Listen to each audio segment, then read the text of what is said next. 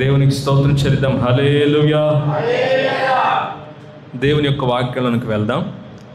వాక్యం యొక్క సందేశం యొక్క టైటిల్ ఏంటంటే అనుకొనిది జరిగిపోయింది. చెప్పండి, అనుకొననిది జరిగిపోయింది. చెప్పరే. రాత్రి విపరీతంగా బాగా నీరసం, నాకు బలహీనత ఎక్కువైపోతుంది రోజు రోజు. మీకు తెలియట్లేదు కానీ నాకు తెలుసు నా శరీరం బలహీనత ఏంటో. విపరీతంగా ఇప్పుడు కూడా మందిరంలోకి వచ్చిన కానించి ఒకటే నిద్ర, కాళ్ళు చేతులు జుమ బాడీ అస్సలు సహకరించట్లా కాసేపు నుంచోడానికి కూడా. ఎందుకనేది నాకే అర్థం కావట్లేదు. సరే, ఏది ఏమైనా సందేశాన్ని తయారు చేసుకోవాలి, వచ్చిన కొద్దిమంది జనమైన దేవుని వాక్యాన్ని బోధించాలి. కాబట్టి వాస్తవంగా ఈ రోజున వేరే సేవకుని ఎవరైనా పిలుద్దాం అనిపించింది నిన్నటి దినం నుండి. కానీ దేవుని యొక్క ఆత్మ ప్రేరేపణ బట్టి ప్రభు నన్నే ఈ ప్రాంతంలో నిలబెట్టడానికి సహాయం చేశారు.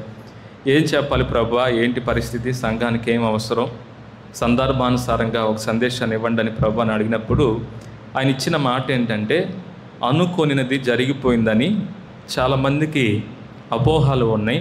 అపోహలన్నిటినీ వాక్యం ద్వారా నివృత్తి చేయమని ప్రభు ప్రేరేపిస్తే ఆ మాటను మీకు ఎత్తి చెప్తున్నాను. ఏంటి అని అంటే అనుకోననిది జరిగిపోయింది. ఎవరైనా ఊహించామా ఇలాగ జరిగిద్ది అని? ఎవరైనా ఊహించారా? రాష్ట్రం ఈ రోజున ఉలిక్కు పడింది. క్రైస్తవ ప్రపంచం, ఆత్మీయులు దేవుని గురించి ఆలోచించే వారికే తెలిసిద్ది కానీ మందిరంలో వచ్చి మందిరాన్ని దేవుని వాడుకొని పోయేవారికి అనుభవాలు తెలియదు. నా మాటలు కూడా అర్థం కావు వాళ్ళకి. దేవుని గురించి ఆలోచించి అన్వేషించి ఆత్మ సంబంధమైన ఆసక్తి కలిగిన వారికి నేను చెప్పే మాటలు అర్థమవుతాయి. దేవుణ్ణి మందిరాన్ని వాడుకు చొప్పున వాడుకొని వెళ్ళిపోయే వారికి నా మాటలు, నా సందేశం అర్థం కాదు. కాబట్టి కాస్తంత శ్రద్ధ పెట్టి వినాలని కూర్చున్న వారందరూ కూడా ప్రేమతో మీకు మనవి చేస్తూ ఉన్నాను. అనుకోనది జరిగిపోయింది.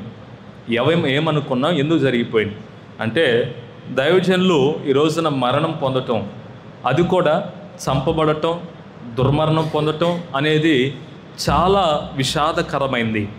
ఎవరు ఊహించలేరు, ఎవరు అనుకోలేరు ఇలాగ జరుగుతుందా అని. అసలు వాస్తవంగా ఒక దైవజనుడు అంటున్నాడు, చాలామంది భక్తిహీనులు ఉన్నారు, ముసలోళ్ళు ఉన్నారు, దుర్మార్గులు ఉన్నారు, నరహంతకులు ఉన్నారు, తాగుబోతులు ఉన్నారు, కుటుంబాలను నాశనం చేస్తున్న వారు ఉన్నారు, సమాజాన్ని పాడు చేస్తున్న వారు అన్ని రంగాల్లో ఉన్నారు. ఎవరో ఒక ప్రాణాన్ని దేవుడు తీయవచ్చు కదా. నీతిమంతుని ప్రాణాన్ని, పరిశుద్ధుని ప్రాణాన్ని, ఈ లోకంలో అనేక మంది క్రీస్తు తట్టుకు తిప్పుతున్న ఒక ఉన్నతమైనటువంటి విలువలు కలిగినటువంటి దైవజనుని ప్రాణాన్ని అలాగా హతసాక్షికి అనుమతి ఇవ్వటం ఏంటి దేవుడు?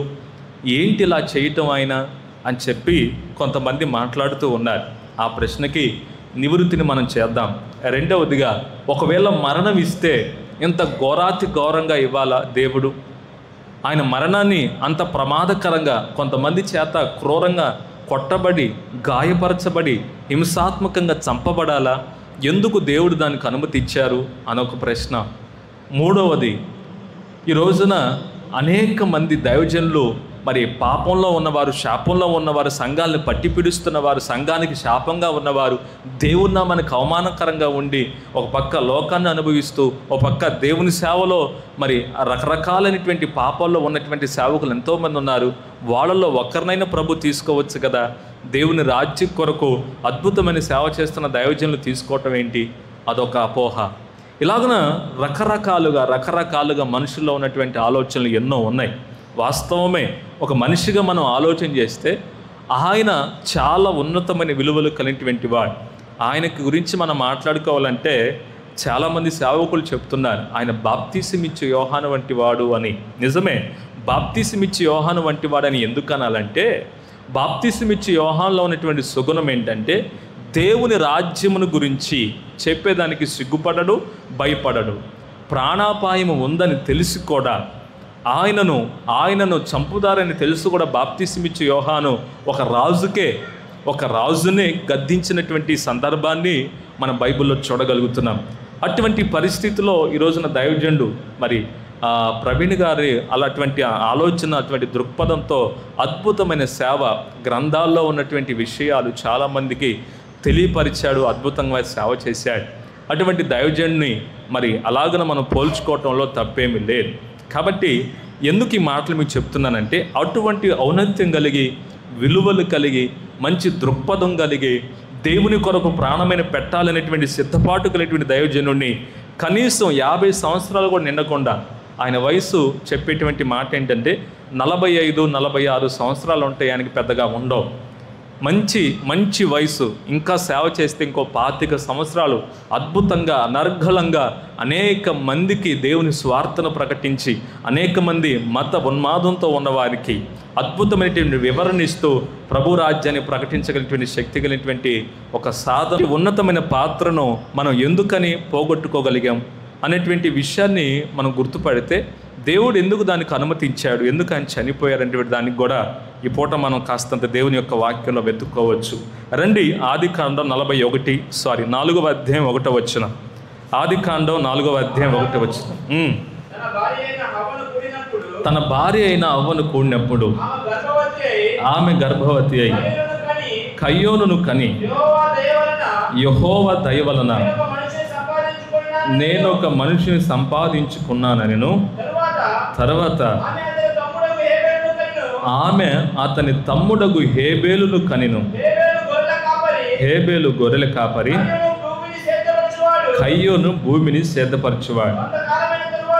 చాలంతవరకు ఒక అందమైన కుటుంబం ఇది. చెప్పండి, ఏ కుటుంబం ఇది? అందమైన కుటుంబం.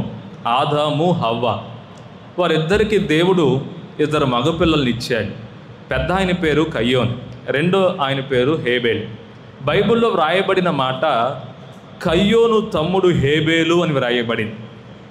నిజంగా చూడండి, దేవుడు వర్ణన ఎలా ఇచ్చాడంటే కయ్యోను తమ్ముడు హేబేలు అని రాశాడు. అంటే వారి అన్నదమ్ముల యొక్క విలువలను దేవుడు అక్కడ చెప్పాడు. చాలా అద్భుతంగా కయ్యోను తమ్ముడగు హేబేలు అని రాశాడు. ఆదాము కుమారుడు, హవ్వ కుమారుడు, అలాగనే కయ్యోనుకి తమ్ముడు హేబేలు. ఒక అద్భుతమైన కుటుంబం అది. 2 మగబిడ్డలు. చాలా సంతోషపడింది హవ్వ. ఆదాము కూడా చాలా ఆనందించాడు. సరేలే, దేవుడు మనకి ఇచ్చిన పిల్లలను బట్టి సంతోషిద్దామని అలాగనే సంతోషంగా ఉన్న కుటుంబంలో జరిగినటువంటి విపత్తు ఏంటి అని అంటే, కయ్యోను సొంత తమ్ముడైన హేబేల్ని ఒంటరిగా ఉన్నటువంటి హేబేల్ మీద పడి చంపాడు. దానికి గల కారణాలు ఏంటి? ఇప్పుడు చాలా ఒక విషయం మనం ఆలోచన చేస్తే, కుటుంబంలో 2 అన్నదమ్ములు ఉన్నారనుకోండి, పెద్దవాడు చిన్నవాడిని చంపితే తల్లిదండ్రుల పరిస్థితి ఎలాగుంటుందండి? ఎవరో కానివాడు, ఎవడో పొరుగువాడు చంపాడంటే అది వేరే విషయం. తన సొంత కడుపును పుట్టిన 2 బిడ్డల్లో ఒక బిడ్డ మరో బిడ్డను చంపాడంటే ఎంత ప్రమాదకరంగా ఉంటుంది, ఎంత మనస్తాపంగా ఉంటుందండి పరిస్థితి. అందమైన కుటుంబంలో మొట్టమొదటిగా మానవ జాతిలో జరిగినటువంటి ఒక నరహత్య ఏదైనా ఉందంటే అది హేబేలు యొక్క మరణమే. హేబేలు చంపబట్టడానికి గల కారణాలు ఏంటి? కయ్యోను హేబేలుని చంపడానికి గల కారణం ఏంటి? లేఖనంలో మనం చూడగలిగితే హేబేలు యొక్క వృత్తి గొర్రెల కాపరి. నా వైపు చూడాలి చాలా జాగ్రత్తగా. హల్లెలూయా. హేబేలు యొక్క పని అంటే తను చేసే పని ఏంటంటే గొర్రెలను కాచుకోవటం. 2, కయ్యోను యొక్క వృత్తి ఏంటంటే వ్యవసాయం. వారి వృత్తులు వేరువేరు, వారి వ్యాపారాలు వేరువేరు, వారి పొజిషన్స్ వేరువేరు, వారి నడుస్తున్న మార్గాలు వేరు. ఆయన వ్యవసాయం చేసుకుంటున్నాడు, ఈయనేమో గొర్రెలను కాసుకుంటున్నాడు. అయితే దేవుడైన యెహోవాకు 2 అర్పణను తీసుకొని వచ్చాడు. ఏం తీసుకొని వచ్చారు? అర్పణ అనగా కానుకలు దేవునికి సమర్పించాడు. ఏం కానుక ఇచ్చాడు? ఆయన వ్యవసాయం చేసేవాడు కాబట్టి తన వ్యవసాయంలో కొంత భాగాన్ని, అది గోధుమలే కావచ్చు, వరే కావచ్చు, లేదా ఇంకో ఏదైనా కావచ్చు, దేవుడు తనకిచ్చిన వ్యవసాయ పంటలో కొంత దేవుడైన యెహోవాకు కానుకగా ఇచ్చాడు. అలాగనే హేబేలు కూడా తను గొర్రెలకు కాపరి కాబట్టి తన మందలో ఉన్న శ్రేష్టమైన క్రొవ్వినటువంటి దూడలను దేవుడైన యెహోవాకు అర్పణగా తీసుకొని వచ్చి ఇచ్చాడు. దేవుడు ఆ అర్పణలను చూచి ఆ అర్పణలో హేబేలు యొక్క అర్పణను స్వీకరించాడు. కయ్యోను యొక్క అర్పణ వద్దు అని చెప్పాడు. ఎందుకు వద్దు అన్నాడు? దానికి గల కారణాలు ఏంటి అని అంటే ప్రభువే చెప్పిన మాట. రండి, ఆదికాండంలో అక్కడ వ్రాయబడిన మాట 4వ వచనం. హేబేలు కూడా తన మందలో చొలుచూలు పుట్టిన వాటిలో క్రొవ్విన వాటిని కొని తెచ్చను, లక్ష్య పెట్టెను. కయ్యోనును అతని అర్పణను లక్ష్య పెట్టలేదు. ఎందుకు లక్ష్య పెట్టలేదు? చదవండి. కాబట్టి కయ్యోనుకి మిక్కిలి కోపము వచ్చి ముఖము చిన్నబొచ్చుకొనగా, అవును అవును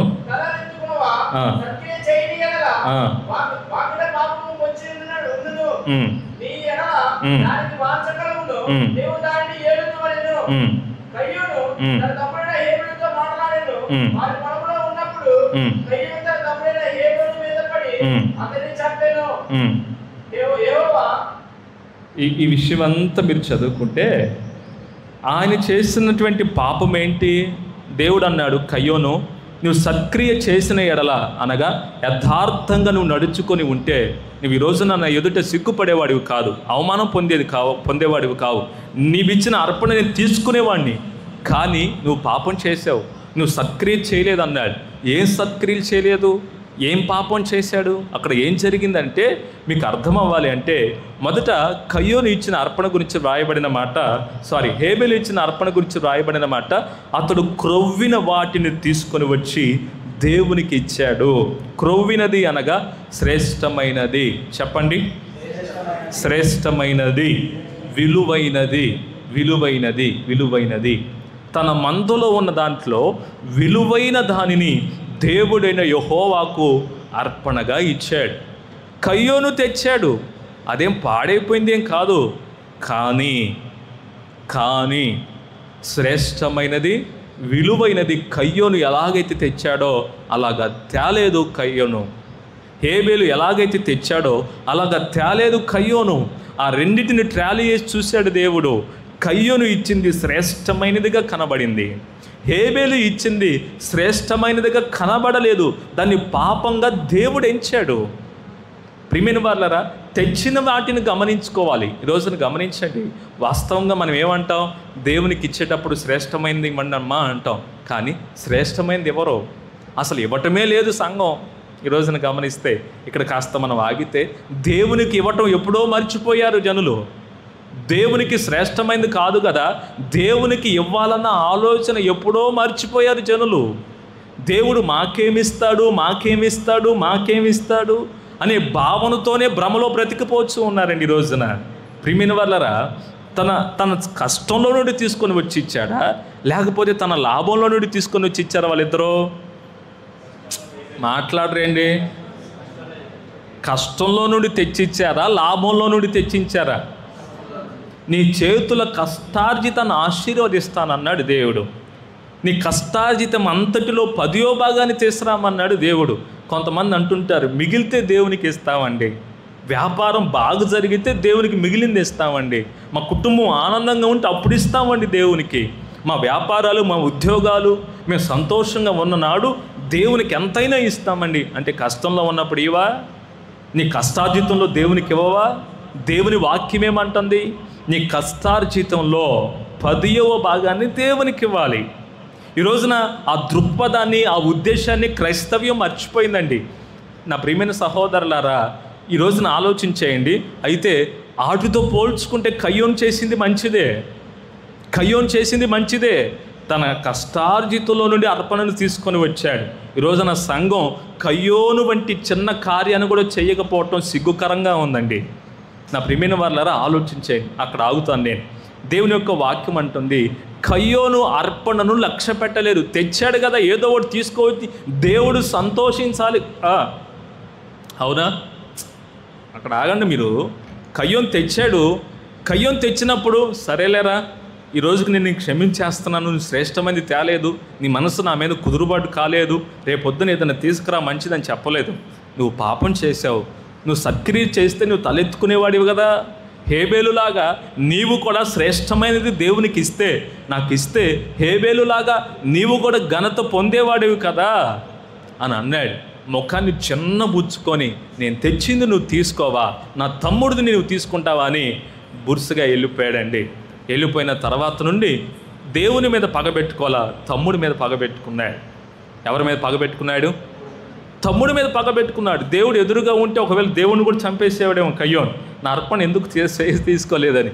దేవుడు ఎదురుగా లేడు కదా, ఆయన సర్వశక్తి గల దేవుడు, ఆయన కనబడ్డ కదా. ప్రియమైన వాళ్ళరా, అయితే ఇక్కడ జరిగిన పాపం ఏంటి అని అంటే శ్రేష్టమైనది ఇవ్వాల కయ్యోను. ఈ రోజున శ్రేష్టమైనది ఇవ్వటం పోని నుండి అసలు దేవునికి ఇవ్వవలసిందే ఇవ్వట్లేదు ఈ రోజున సంఘం. ప్రియమైన వాళ్ళరా, మీరు ఎంత బలహీనులుగా ఉన్నారన్న సత్యాన్ని గమనించండి. చాలామంది కష్టాలు చెప్తూ ఉంటారు, బాధలు చెప్తూ ఉంటారు. ఎందుకు వస్తున్నాయి ఆ కష్టాలు, ఎందుకు వస్తున్నాయి ఆ బాధలు? మీ కష్టార్జితాన్ని కొన్ని పురుగులు ఎందుకు తినేస్తూ ఉన్నాయి? మలాకిలో ప్రభు చెప్పాడు కదా, మానవుడు నా యొద్ద దొంగిలుతూనే ఉన్నాడు, నా యొద్ద దొంగిలుతూనే ఉన్నాడు. మీ పంటను తినివేస్తున్న పురుగులను తోలివేసేది నేనే. నువ్వు నా మందిరంలో నీ 10వ భాగాన్ని తీసుకొచ్చి యెహోవాకి ఇవ్వు, అప్పుడు నీ పంటను తిరిగేస్తున్న పురుగులను నేను తోలివేస్తానని ప్రభు చెప్పాడు. ఈ రోజున పురుగులు పెట్టడానికి ఇష్టపడుతున్నారు కానీ ప్రభుకి ఇవ్వటానికి ఇష్టపడట్లేదండి మనుష్యుడు. చాలా బాధాకరం కదా. పురుగులు పెడతారు, పురుగులకి ఎంతైనా పెడతారు, హాస్పిటల్స్కి పెడతారు, షాపింగ్స్కి పెడతారు, వ్యర్థంగా దేన్నైనా తిని పడేస్తారు, కానీ ప్రభువుకి ఇవ్వడానికి ఇష్టపడట్లే ఈ రోజున క్రైస్తవ సమాజం. ఇది చాలా బాధాకరమైన విషయం, దేవుడు దుఃఖపడుతున్న విషయం. ఈ విషయంలో మీరు కాస్తంత మెలకువ జ్ఞానం కలిగి ఉండాలండి. నేను అంటున్నాను, చచ్చిపోయిన తర్వాత నువ్వు సంపాదించింది ఎవరికి ఇస్తావు? ఎవడు తీసుకుంటాడు? దేవునికి ఇచ్చే మనస్సు నీ జీవితంలో లేదు, చచ్చిపోతావు ఏదో ఒక రోజున. ఎవరికి ఇస్తావు నీవు? అది ఎన్నికలకు వస్తుందా? నువ్వు ఎవరికో ఒకరికి ఇడిచిపెట్టి పోయావనుకో, అది నీకు పాపం అవుతుంది. దేవుడు నీకు ఇచ్చింది దేవునికి ఇవ్వకపోగా పైపెచ్చు పాపానికి కారణమైన మనుషులకి ఇచ్చావు చూడు, అది నీకు ఇంకా శాపం అవుతుంది. ప్రియమైన వాళ్ళరా, దేవుని మనస్సును ఇంటెన్షన్ అర్థం చేసుకోండి. ఈ రోజున దేవునికి ఇచ్చే విషయంలో కాస్తంత మీరు జాగ్రత్త మెలకువ కలిగి ఉండాలి. మీ పంటను తిలివేస్తున్న పునుగులను దేవుడు తోలివేయాలంటే దేవుని మందిరంలో ఇవ్వవలసింది ఇవ్వాలి. నేను ఎప్పుడు చెప్తూ ఉంటాను, మందిరానికి వచ్చే విషయంలో సుత్తి మీరు చెప్పొద్దు, సాకులు మీరు చెప్పొద్దు. నాకు పనుంది, పలానా పని ఉంది, పలానా ఉద్యోగం ఉంది, ఇప్పుడే వెళ్ళి వచ్చాను, కాలు నొప్పులు వచ్చింది, తలనొప్పి వచ్చింది, ఇలాంటి సుత్తి చెప్పొద్దు. నువ్వు బ్రతికి ఉన్నావు కాబట్టి కుంటుకుంటానో, నెట్టుకుంటానో, పాక్కుంటానో, దేవుని సన్నిధిలోనికి వచ్చి నేను ఉన్నానయ్యా అని చెప్పే మనసు నీకు ఉండాలి. ప్రైజ్ ది లార్డ్, హల్లెలూయా. నేనున్నానయ్యా, నీవు ఇచ్చిన జీవం నాలో ఉంది, నా శరీరం ఇంకా బ్రతికే ఉంది, నేను నెట్టుకుంటానే నీ మందిరానికి వస్తానయ్యా. ప్రియమైన సహోదరులారా, ఓ మంచి సాక్ష్యం నేను మీకు చెప్తాను. చాలాసార్లు చెప్పాను. మా అక్కయ్య కూడా ఇక్కడే ఉంది, ఎల్లయ్య అని, ఇప్పర్ల ఎల్లయ్య గారు అని, మరియమ్మ గారి భర్త. ఆయన బుధవారం శ్రీలకోడికి కూడా వెళ్ళిపోయాడు నడుచుకుంటా. ఆయన మరణం ఎంత బాగుందో తెలుసా? చక్కగా పడుకొని కళ్ళు మూసి నిద్రపోయాడు. నిజమండి, దేవుడు ఇచ్చేటువంటి ఆశీర్వాదం అలాగే ఉంటుందండి. పడుకొని హాయిగా గుండెపోటు వచ్చిందంటే, చిన్న నొప్పి వచ్చింది, నిద్రపోయాడు. నేను వెళ్ళి చూశాను, ఆయన మొహం చనిపోయిన తర్వాత కూడా వెలిగిపోతూనే ఉంది. ఆయనలో ఉన్న గుడ్ క్వాలిటీ ఏంటి? మందిరాన్ని మానడు.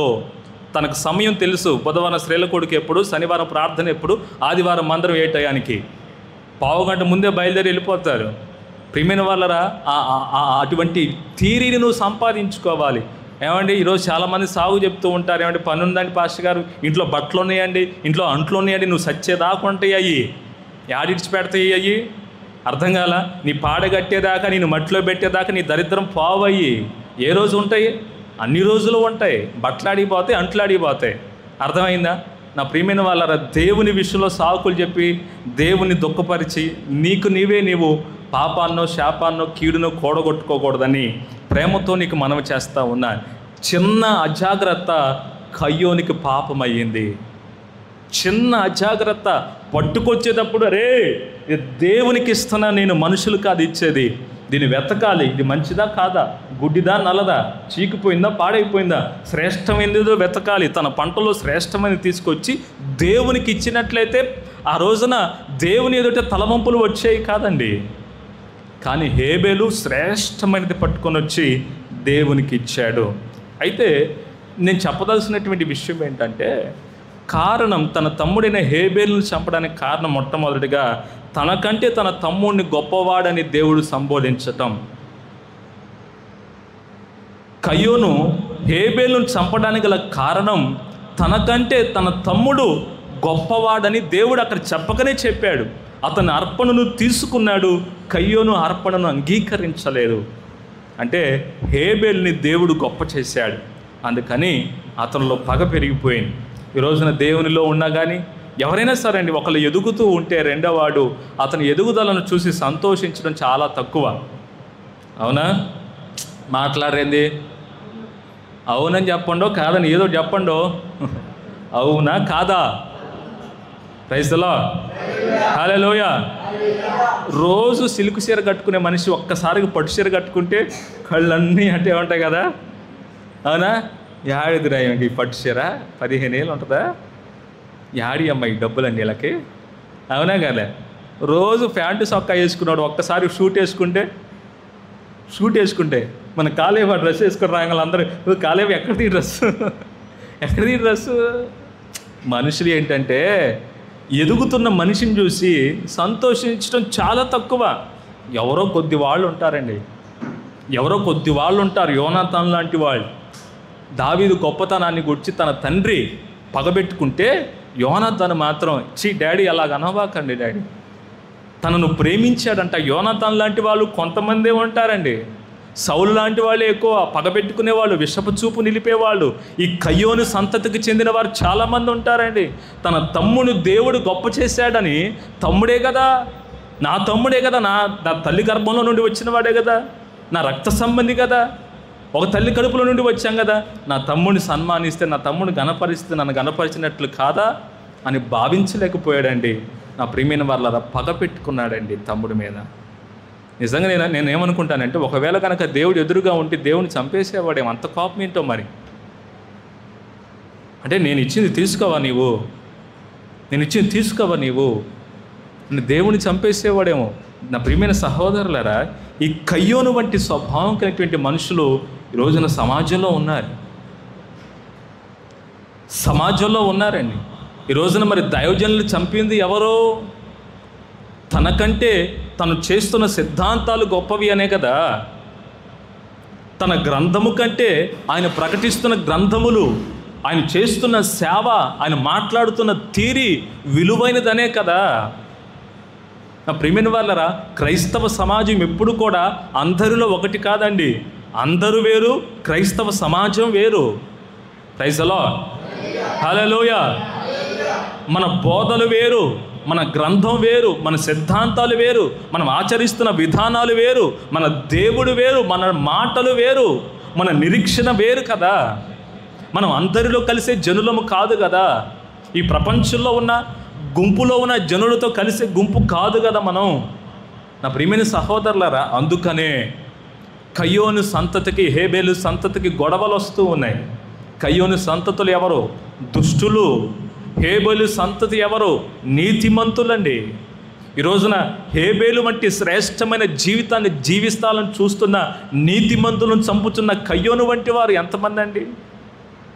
నా ప్రియమైన వాళ్ళరా, ఆయన గారి గురించి మనం ఆలోచన చేస్తే, ఎందుకు చంపారు ఆయన్ని? ఏ పాపం చేశారు? ఏ కొంపలు కూల్చాడు ఆయన? ఏ కుటుంబాలను నాశనం చేశాడు? ఎవరి మీద కేసులు పెట్టాడు? ఎవరిని దూషించాడు? వ్యక్తిగతంగా ఎవరికి నేరారోపణ లేదు ఆయన మీద. ఒక మనిషిని అన్యాయంగా ఎందుకు చంపాడు ఒక దైవజనుడు అంటే, తనకంటే తన దేవుడు గొప్పవాడని ప్రకటిస్తున్నాడు. వాళ్ళు ఆరాధిస్తున్న దేవుడు మన దేవుడి కంటే గొప్పవాడంట.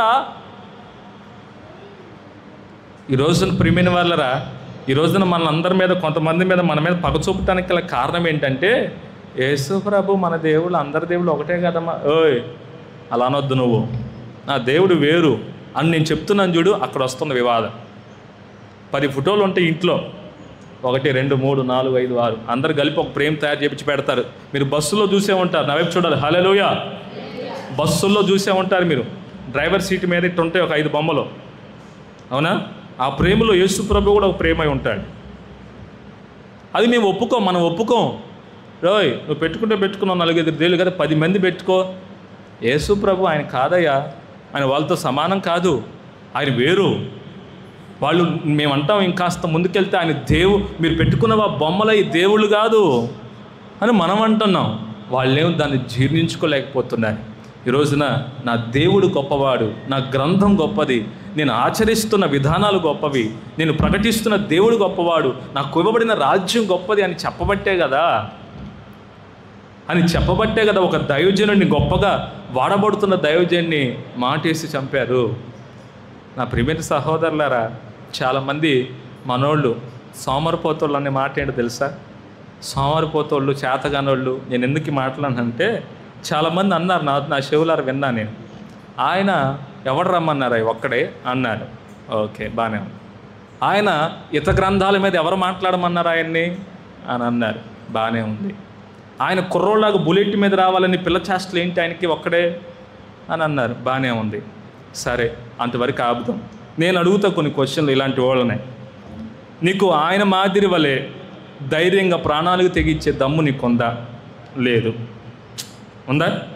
దేనికైనా నువ్వు కాంప్రమైజ్ అయిపోతావు సేవను అడ్డం పెట్టుకుని. ఈ రోజున పెద్ద పెద్ద సంఘాలు నడిపిస్తున్న వారే మరి, అవునండి, కాంప్రమైజ్ అయిపోతావు. మాట్లాడలేవు, ధైర్యం లేదు నీకు. పౌలు ఎందుకు కాంప్రమైజ్ అవ్వలేకపోయాడు? యేసు ప్రభు ఎందుకు కాంప్రమైజ్ అవ్వలేకపోయాడు?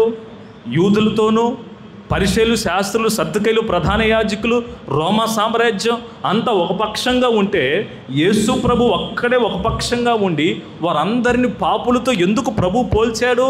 ఆయనకి చేతగాక. పౌలు ఎందుకు ప్రతి సందర్భంలో నా క్రీస్తు గొప్పవాడు, ఆయన ఒక్కడే దేవుడని ప్రకటించుకుంటూ వెళ్ళాడు? రాళ్ళ దెబ్బలు తిన్నాడు, కొరడా దెబ్బలు తిన్నాడు. తెలియక పాముల వలె వివేకులుగా ప్రవర్తించాలి. ప్రవర్తించే చోట ప్రవర్తిస్తాం. ప్రభు అయిన యేసుక్రీస్తు వారు కూడా ఆయన మరణానికి సమయం రాలేదు కాబట్టి తప్పించుకొని వెళ్ళాడు. అది వేరే విషయం.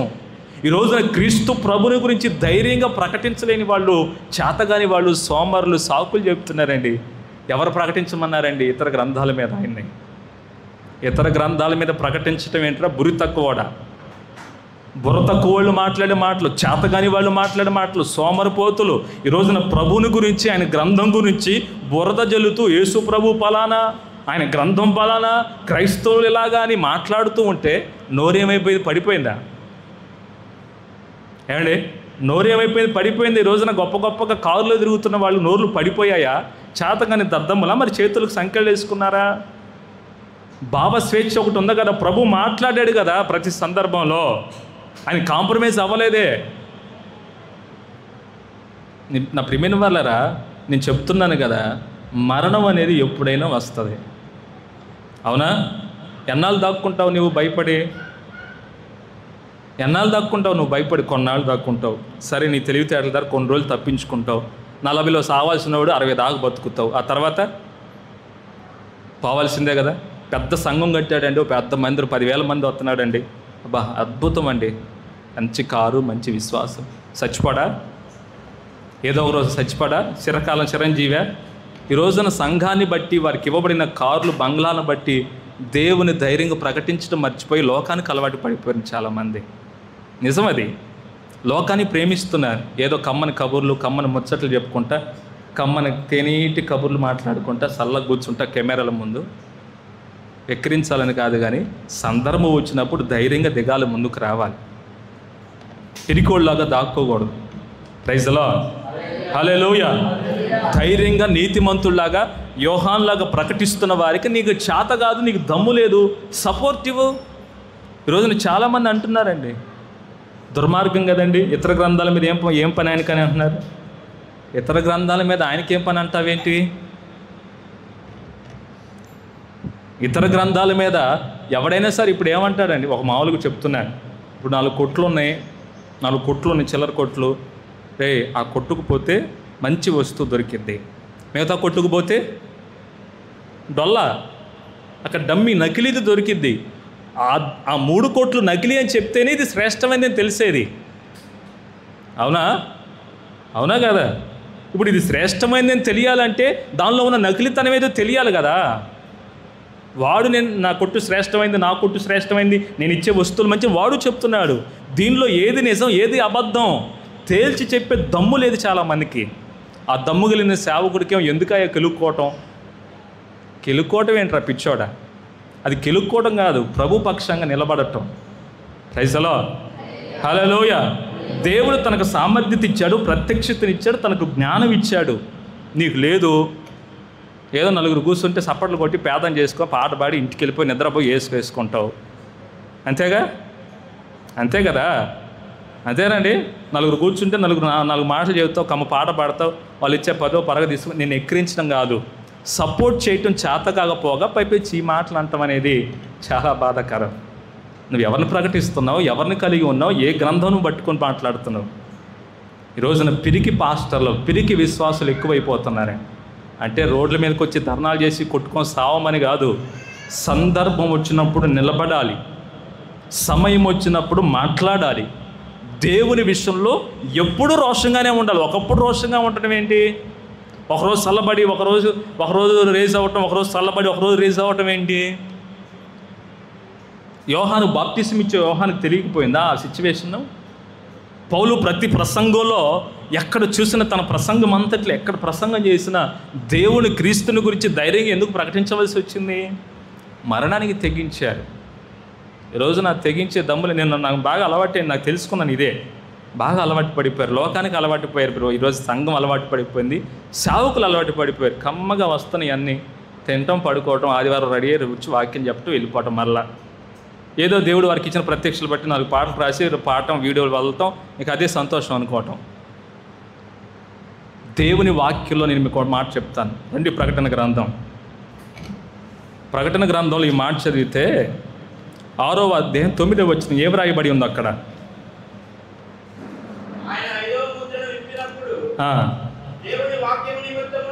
బాగా గుర్తుపట్టాలి. ఈ రోజున చాలామంది పిచ్చి పిచ్చి సిద్ధాంతాలు, వాదోపవాదాలతో వ్యర్థులవుతున్నారు. ప్రకటన గ్రంథం 5వ అధ్యాయం 12వ వచనం ఏం రాయబడి ఉంది?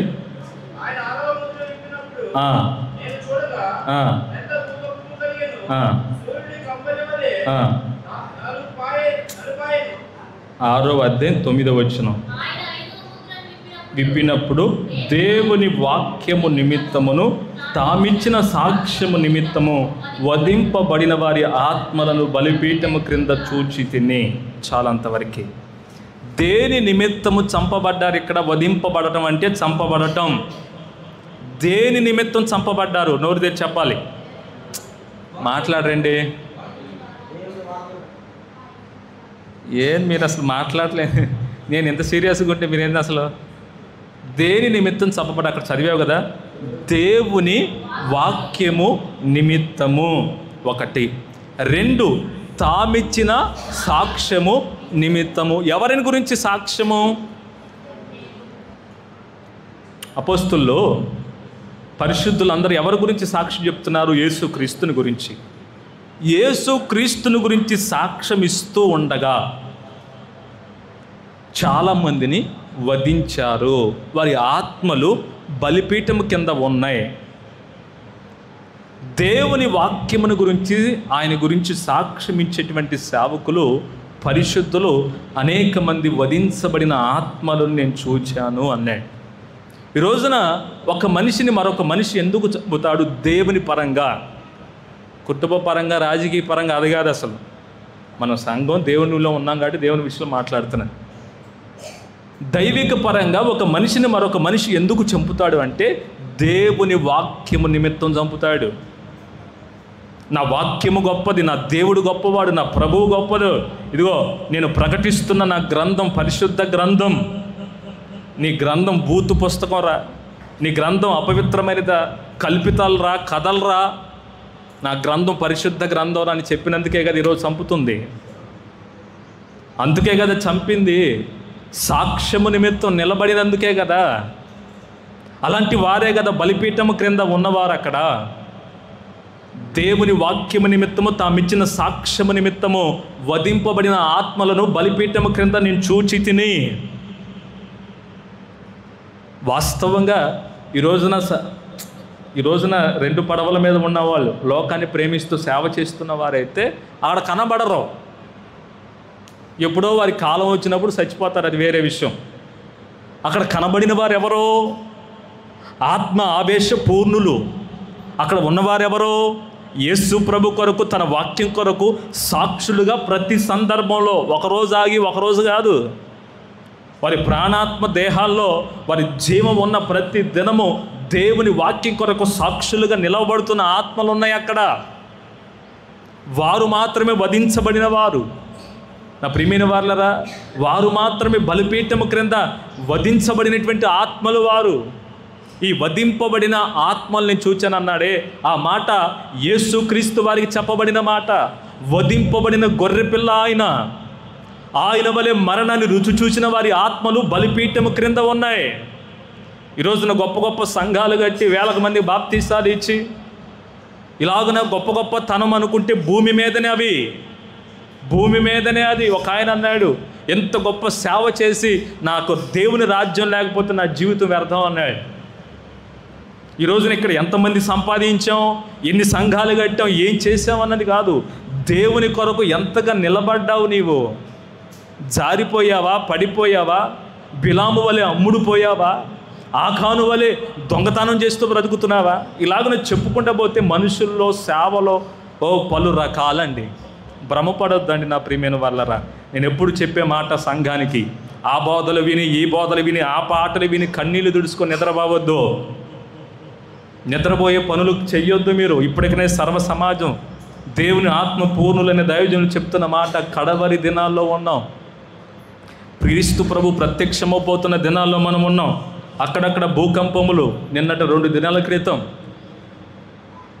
భయంకరమైన భూకంపం వచ్చింది. బ్యాంకాక్లో వచ్చిందా? 191 మంది చనిపోయారు లెక్కకు. ఇంకా ఆ తర్వాత ఇంకెంతమంది చనిపోయారో, పెద్ద పెద్ద అంతస్తులు. అది ఒక్కటేముంది, ఎన్నోసార్లు వింటూనే ఉన్నాం. భూకంపాలు వచ్చినాయి, మనుషులు చచ్చారు. సునామీలు వచ్చినాయి, మనుషులు చచ్చారు. యుద్ధాలు వచ్చినాయి, మనుషులు చచ్చారు. 1,00,000 మంది చచ్చారు గాజాలో, 1,00,000 మంది యుద్ధంలో. అలా ఎంతమంది చచ్చిపోతున్నారు? నీ ప్రాణం ఎంత, నీ దేహం ఎంత, నీ జీవం ఎంత? ఈ రోజున చాలామంది గర్వం ఎక్కి తలకెక్కి కొట్టుకుంటా ఉన్నారే, నా జీవితం చూడు, నా లైఫ్ చూడు, నా అందం చూడు, నా సొగసు చూడు. ఎంతండి నీవెంత? మనం ఏదో ఒక రోజున పోయేవాళ్ళు. ఈ బ్రతికిన 4 నాళ్ళు అయినా సచ్చు దద్దమ్మలాగా బ్రతకబాకండి. దేవుణ్ణి అమ్మేసుకోబాకండి. రోషంగా బ్రతకటం నేర్చుకోండి. నేను అక్కడ చూశాను, వారి ఆత్మలను బలిపీఠం క్రింద దేవుని కొరకు వధించబడిన ఆత్మలు మొరపెడుతూ ఉన్నాయంట. నాదా సత్యస్వరూపి, ఎందాక తీర్పు తీర్చకుండా ఉంటావయ్యా, మమ్మల్ని ఈ రకంగా చంపి వధించారయ్యా, మా రక్తమును బట్టైనా అయ్యా త్వరగా ఈ భూనివాసులకు తీర్పు తీర్చండి అయ్యా అని మొరపెడుచు ఉన్నాయా. అప్పుడు ప్రభు ఏమంటున్నాడు తెలుసా? తర్వాత కింద చదవండి, 11వ వచనం. తెల్లని వస్త్రము వారిలో ప్రతి వానికి ఇవ్వబడిన, మరియు వారి వలనే చంపబడబోవు వారి సహదాసుల యొక్క సహోదరుల యొక్క లెక్క పూర్తి యొగు వరకు. అక్కడ ఆగండి. ఈ భాగ్యం ఎవ్వరికి అందరికీ దొక్కేది కాదండి. ప్రైజ్ ది లార్డ్, హల్లెలూయా. ఈ లెక్కలో చేర్చబడిన వారు అందరికీ దొక్కే భాగ్యం కాదు. ఒక చోట అంటాడు, లెక్కలేనంత మంది ప్రజలు అక్కడ ఉన్నారు. ఇది లెక్కించబడిన సంఖ్యలో ఉన్న గుంపిది. ప్రైజ్ ది లార్డ్, హల్లెలూయా. లెక్కలేనంత మంది జనులు పరిశుద్ధులుగా పరిశుద్ధుడు పరిశుద్ధుడు పరిశుద్ధుడని ఆరాధిస్తూ ఉన్నారు. వారిలో ప్రతివాడు కూడా తెల్లని వస్త్రాలే కలిగి ఉన్నారు. ఆయా భాషలు మాట్లాడేవారు, ఆయా జనులు, ఆయా సందర్భాల నుండి వచ్చిన వారు, కోటాను కోట్ల మంది పరిశుద్ధులను చూశానన్నారు. వారు వేరండి. వీళ్ళెవరో తెలుసా? లెక్కింపబడిన వారి సంఖ్యలో ఉన్నవాళ్ళు. వీళ్ళెవరంటే హతసాక్షులు. గట్టిగా చప్పలు కొట్టి ప్రభుని కనపడి హల్లెలూయా, ప్రైజ్ ది లార్డ్. వీళ్ళు లెక్కించబడిన వారి సంఖ్య ఇది. అందరికీ రాదండి. నాకు హతసాక్షి మరణం కావాలంటే నీకు ఇవ్వడు దేవుడు. ఆమేన్. మరణం అందరికీ వచ్చును, కానీ హతసాక్షి మరణం ఈ భూ ప్రపంచంలోనే విలువైనది. దేవుని కొరకు వధించబడటం, శిరచ్ఛేదనం చేయబడటం విలువైనది. అది లెక్కింపబడిన వారి ఆత్మలకు మాత్రమే దొరికేది. అది వారిలో మన తెలుగు వానికి దక్కటం గొప్ప అదృష్టం. గట్టిగా చప్పలు కొట్టి ప్రభుని కనపరచు. హల్లెలూయా, హల్లెలూయా. వారిలో మన తెలుగువాడికి, తెలుగు మాట్లాడే మన మనిషికి అద్భుతమైనటువంటి స్థానాన్ని ప్రభువు ఇవ్వటం గొప్ప విషయం కాదా? అలాంటి గొప్ప ఔన్నత్యాన్ని పొగడవలసిన మనం ఈ రోజున పిరికి వారిలాగా మాట్లాడొద్దండి. ప్రైజ్ ది లార్డ్, హల్లెలూయా. పిరికి వారిలాగా మాట్లాడొద్దండి. ఆ గ్రంథాల జోలికి ఎందుకు వెళ్ళారు? ఆ రోడ్డు మీదకి ఎందుకు వచ్చాడు? తను దేవుని కొరకు వధించబడ్డానికి సిద్ధపడ్డాడు. దేవుని సువార్త నిమిత్తం ఒంటరిగా వెళ్తానికి ఇష్టపడ్డాడు. నలుగురు ఎంటేసుకొని బావాలా? నలుగురు ఎంటేసుకొని బావాలా? ఒకవేళ వారి ప్రత్యక్షలు అదైతే మనం చేయగలిగింది ఏముంది? కొంతకాలం బ్రతకాలని ఆశ ఉంటే చెయ్యి. నేను దాన్ని తప్పు పట్టట్లా. కానీ ఇలాగున దేవుని కొరకు బ్రతికే వారిని బ్రతకనివ్వండి. దేవుని కొరకు చావుకుని సిద్ధపడిన వారిని చావనివ్వండి. అంతేగాని పిరిగితనంగా వెనక్కి లాగనకండి. నా ప్రియమైన సహోదరులారా, ఆ రోజున కయ్యోను హేబేలును చంపడానికి గల కారణం ఏంటంటే తనకంటే తన తమ్ముడు గొప్పవాడన్న కారణాన్ని బట్టి. ఈ రోజున ప్రవీణ్ పగడాల గారిని చంపడానికి గల కారణం ఏంటంటే ఆయన దేవుని యొక్క గొప్పతనాన్ని బట్టి. చప్పట్లు కొట్టి ప్రభుని కనపరచు. హల్లెలూయా, హల్లెలూయా. దేవుని యొక్క అద్భుతమైన రాజ్యాన్ని ప్రకటిస్తూ ఉన్నాడని ప్రతి స్థలంలో ఆయన జీర్ణించుకోలేకపోయింది సాతాను సమూహం. నేను మీకు సంగతి చెప్తాను, ముగించేస్తున్నాను. ఈ ఒక సందర్భాన్ని చెప్పి ముగించేస్తాను. పరిశుద్ధ గ్రంథమైన బైబిల్లో అంతిపా అనేటువంటి ఒక ఆయన ఉన్నాడు. చెప్పండి, ఏం పేరు? ఈయన పేరుకి అర్థం ఏంటంటే దేవుని కొరకు. ఈయన పేరుకి అర్థం ఏంటంటే తండ్రి కొరకు పుట్టినవాడు అని చెప్పండి. దేవుని కొరకు పుట్టినవాడు. అంతిప అనేటువంటి ఆయన మాటకు అర్థం ఏంటంటే తండ్రి కొరకు పుట్టినవాడు. ఇతను క్రీస్తు శకంలో క్రీస్తు మరణించి తిరిగి లేచి వెళ్ళిపోయిన తర్వాత 700 ఆ కాలంలో పెర్గమా సంఘంలో ఒక విశ్వాసి. నా మాట బాగా అర్థం చేయాలి. హల్లెలూయా. మనవలే క్రీస్తు నవజీవన సహవాసం ఎలాగో ఉందో ఆయనకు కూడా పెర్గమా పట్టణంలో ఒక సంఘం ఉంది. ఆ సంఘంలో ఒక విశ్వాసి అతను. ఈ అంతిపా అనువాడు ఒక విశ్వాసి. అయితే ఆ పట్టణంలో ఉన్నటువంటి వాడుకి ఏంటంటే అక్కడ ఉన్నటువంటి జూయిస్ అనేటువంటి ఒక రాజు ఉన్నాడు. ఆ రాజు తన విగ్రహాన్ని బట్టి దేవతగా మొక్కమని ప్రకటించుకున్నాడు. అక్కడ చాలా విషయాలు ఉన్నాయి, అయితే మీకు క్లుప్తంగా చెప్పి ముగించేస్తాను. ఆ రాజు తనకు దేవుడిగా మొక్కాలని, ఆరాధించాలని, అతను పూజించాలనేటువంటి ప్రకటన వెలువడ్డాయి. అయితే ఈ అంతిపా అనువాడు ఎదురు తిరిగాడు. వాడు దేవుడేంటి, వాడు మనిషి అయితే, వాడికి ఆరాధన చేయటం ఏంటి అని ఎదురు తిరిగాడు. ఎదురు తిరిగినందువల్ల పట్టుబడిన తర్వాత ఆ వ్యక్తిని తీసుకొచ్చాడు. ఏమాయ్, దేవునికి ఆరాధన చేయవా, మన రాజుకి ఆరాధన చేయవా అని అడిగాడు. నా దేవుడు యేసు ప్రభు అన్నాడు. హల్లెలూయా, ప్రైజ్ ది లార్డ్. నా దేవుడు యేసు ప్రభు అన్నాడు. అవునా అని చెప్పి ఆ వ్యక్తి కొరకు ఒక ఎద్దు ఆకారంలో ఉన్నటువంటి ఒక ఇత్తడి ఎద్దును తయారు చేశాడు. Praise the Lord. పిల్లలు వినాలి, పిల్లలు వినాలి. ఎద్దు ఆకారంలో ఉన్నటువంటి ఒక ఇత్తడి ఎద్దును తయారు చేశారు. అందులో మనిషి పట్టేంత త్వరను తయారు చేసి ఈ అంతిపా అనేవాడు కాళ్ళు చేతులు కట్టేసి దాని లోపల కూర్చోబెట్టి మోతేశారు. కడుపులో ఇత్తడి ఆవు కడుపులో కూర్చోబెట్టారు. కింద మంట పెట్టి ఆ మనిషిని ఉడకబెట్టి చంపారు. అంతిపా అనేటువంటి ఆయన్ని ఆ ఎద్దు రూపంలో ఉన్నటువంటి ఇత్తడి ఆ సామాగ్రి లోపల పెట్టి తలుపేసి కింద మంట పెట్టి ఒక శనక్కాయ ఇత్తనాన్ని ఉడకబెట్టి ఆయన చంపేశారు. అంతిపా అనేవాడు అక్కడ హతసాక్షి అయిపోయాడు. అంతిపా అనేవాడు తర్వాత ఆయన అన్న మాట ఏంటి తెలుసా? ఆ పెర్గమా సంఘంతో, అంతిపా అనువాడు నా యందు విశ్వాసి అయి నాకు సాక్షిగా ఉన్నవాడు చంపబడినప్పటికీ నీవు నా నామమును ఎరుగననలేదు, నీవు నీ విశ్వాసమును విసర్జింపలేదు అని మెచ్చుకున్నాడు. గట్టిగా చప్పలు కొట్టు. హల్లెలూయా, ప్రైజ్ ది లార్డ్. అర్థమవుతుందా? ఆయన ఆయన వారిని బాగా సన్మానించాడు. ఇప్పుడు మన మధ్యలో ఇక్కడ గుంపులో ఎవడో ఒకడు హతసాక్షి అయ్యాడు. మొన్నటి దాకా నాతో పాటే తిరిగాడు. ఎందుకు చంపారా వాడిని, మందిరానికి పోతే చంపేస్తున్నారు ఏంద్రా, వెళ్ళొద్దురా బాబు అది అనకుండా, అయితే చంపాడు, వాడిని చంపాడు, రేపు నన్ను చంపాడు, ఏమైతే నా ప్రభు గొప్పవాడు, ఆయన రాజ్యంలో నేను ఉండాలి, నా ఆత్మని సన్నిధిలో ఉండాలి, వాడెవడై చంపడానికి, దేవుడు అనుమతి లేకుండా అని చెప్పి ధైర్యంతో మరలా నువ్వు మందిరం కూర్చి ఆరాధన చేస్తున్నావు చూడు. అలాగా ఈ అంతిపా అనేవాడు వారి మధ్యలో చంపబడినప్పటికీ కూడా సంఘం ఆయన నామమును ఎరగనన లేదంట. ఆయన యందు విశ్వాసిగా ఉండి విశ్వాసమును విసర్జింపలేదంట. నేను ఎరుగుదును, నాకు తెలుసు నీకున్న మంచి గుడ్ క్వాలిటీస్ నేను ఎరుగుదును. ఈ రోజున సంఘం అది సంపాదించుకోవాలి. ఆమేన్, హల్లెలూయా. అది సంపాదించుకోవాలి. పిల్లకి పెళ్లి చేసావా, గర్భవతులు అయ్యారా, ఎగ్జామ్ పాస్ అయ్యారా,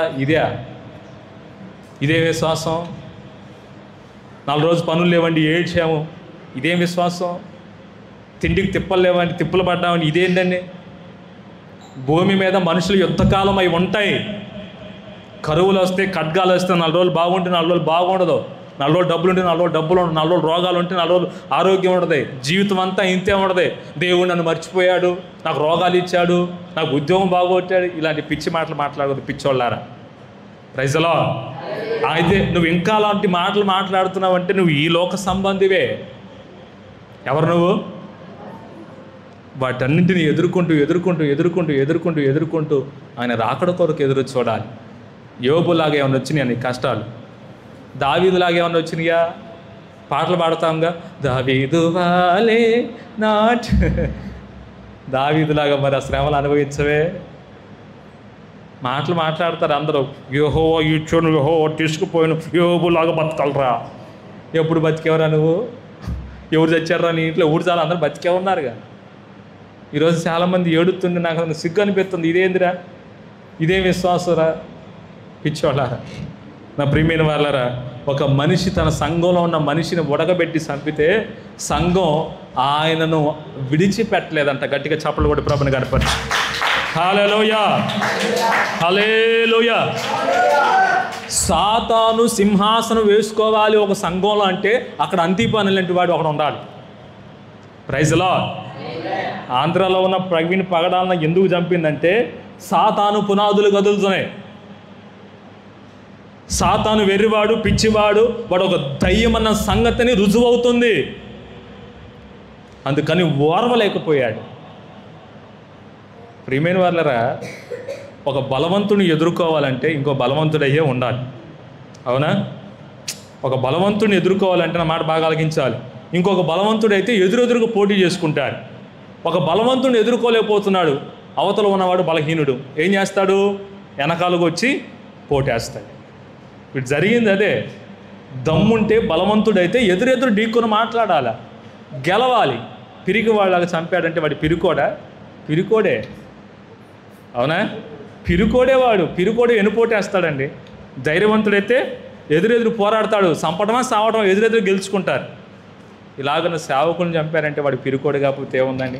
విషయం లేకనే కదా మనుషులు చంపుతుంది. ఏమున్నాయండి ఆ గ్రంథాల్లో? బూతు మాటలు తప్పితే ఏమున్నాయి అక్కడ? ఈ రోజున మతాన్ని అడ్డు పెట్టుకొని సుఖం అనుభవిస్తున్నారండి. సాతానుకున్న ఆయుధాల్లో 2 ఆయుధాలు, ఒకటి మతం, 2 రాజకీయం. పదునైన ఆయుధాలు అవి. సాతానుకున్న 2 ఆయుధాలు. కుడి చేయి మతం అయితే ఎడమ చేయి రాజకీయం అండి. దాన్ని బట్టి ఆడిస్తూ ఉంటాడు ప్రపంచాన్ని. మతం మతం మతం మతం మతం మతం. ఈ రోజున మనుషుల్లో ఇంజెక్షన్ అయిపోయింది మతం. నా మతం గొప్పది, నా మతం గొప్పది. నా ప్రభువు క్రైస్తవ మతం కాదు, క్రైస్తవ మార్గం. Praise the lord. ముస్లిం మతమై ఉండొచ్చు, హైందవ మతమై ఉండొచ్చు, కానీ క్రీస్తవ్య మతం కాదు. క్రీస్తు మార్గం. ఆయన చెప్పిన మాట, నేనే మార్గము, నేనే జీవము. నా ప్రియమైన సహోదరులారా, ఈ రోజున సాతాను యొక్క ఆయుధాలు మతం. అందుకనే సాతానుడు ఎందుకు కదిలించబడ్డాడు? క్రూరంగా ఒక దైవజనుడి, నీతిమంతుణ్ణి, రక్తాన్ని ఎందుకు ఒలికించాడంటే వాడి పునాదులు కదిలాయి.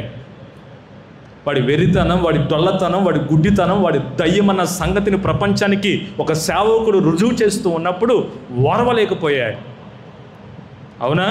ఆ రోజున కయ్యను ఎందుకు ఓర్వలేకపోయాడంటే నువ్వు హేబేలు కంటే తక్కువ వాడవని దేవుడు చెప్పాడు.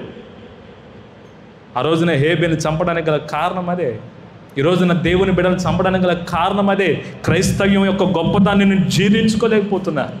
క్రీస్తు యొక్క గొప్పతనాన్ని జీర్ణించుకోలేకపోతున్నారు. యేసు క్రీస్తు యొక్క పరిశుద్ధతను జీర్ణించుకోలేకపోతున్నారండి. అందువలనే ధైర్యం లేక, ఎదుర్కొనే దమ్ము లేక మనుషుల్ని వెనకాల నుండి వచ్చి చంపుతూ ఉన్నాడు. ఇదండి చేతగానితనం, చేతగాని పనులు. అలాంటి దేవుని కొరకు రోషంగా నిలబడుతున్న దైవజనుల కొరకు నీ మట్టుకు నువ్వు నిలబడిన దమ్ము నీకు ఉండాలి. ఆమేన్. నీకు లేదా సామర్థ్యత? నేను అంటాను, నాకు లేదా సామర్థ్యత. హతసాక్షులు లెక్కించబడే లెక్కలో నేను లేను, పరిశుద్ధుల గుంపులో ఉన్నాను. నేనేం చేయాలి?